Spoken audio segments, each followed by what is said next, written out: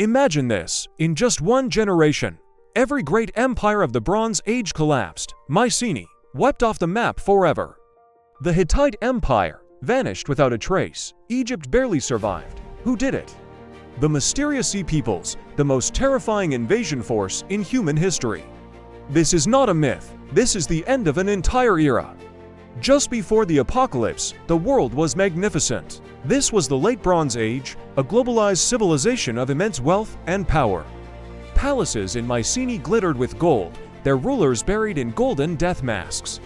The mighty Hittite capital of Hattusa commanded a vast empire from its fortress walls. The great powers, the Mycenaeans in Greece, the Hittites in Anatolia, the new kingdom of Egypt, and the Mitanni were interconnected by sprawling trade routes.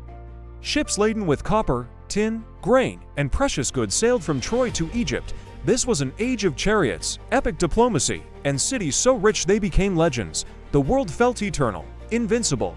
But then, the cracks began to show. Around 1250 BC, a perfect storm began to brew. Devastating, century-long droughts withered crops and caused widespread famine. The earth itself seemed to turn against them, with massive earthquakes toppling palaces and shattering walls. In this climate of chaos, internal rebellions flared up as starving populations rose against their rulers. The intricate web of trade that sustained these empires began to fray. The world map of 1250 BC, a tapestry of stable kingdoms, quickly transformed into a vision of hell, a map of burning cities, collapsing borders, and societies on the brink. Out of this chaos, a mysterious new force emerged from the sea.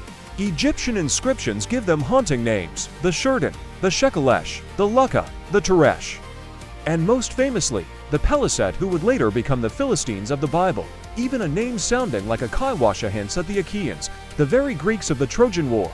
Where did they come from?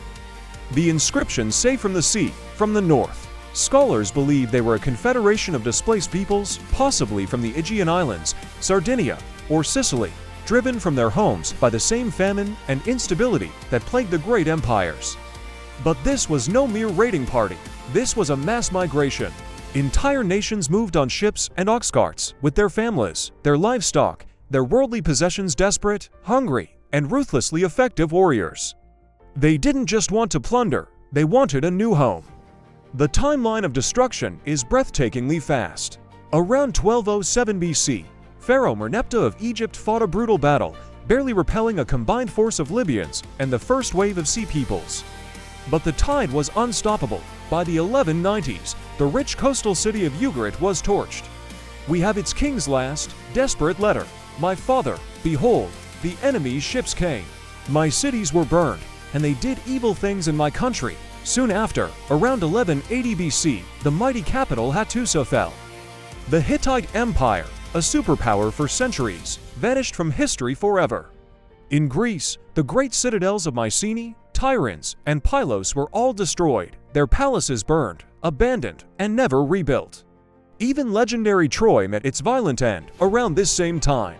The final, decisive confrontation came in 1177 BC. Pharaoh Ramesses III faced the full might of the Sea People's horde at the mouth of the Nile River. Egyptian temple reliefs depict the climax in terrifying detail, a chaotic naval battle with Egyptian soldiers grappling invaders onto their ships. On land, the reliefs show the migrants' families, women and children in wheeled ox carts, watching the battle that would decide their fate. Ramesses claimed a glorious victory, slaughtering thousands and saving Egypt, but it was a Pyrrhic victory. Egypt survived, but was bled dry, exhausted, and forever weakened, retreating into isolation and becoming a shadow of its former glory. What followed the collapse was a dark age that lasted over 300 years. The sophisticated systems of writing disappeared. International trade completely collapsed. Cities were abandoned, and the population across the eastern Mediterranean plummeted. The light of civilization was extinguished. Out of the ashes of this forgotten world, new peoples and new technologies would eventually emerge, kicking off the Iron Age. The story of the Sea Peoples is a terrifying reminder. Civilization is fragile, it's not eternal. And once, a magnificent world collapsed in just 50 years. Thanks for watching. Follow for more epic history. If you enjoyed this video, make sure to like and subscribe to the channel.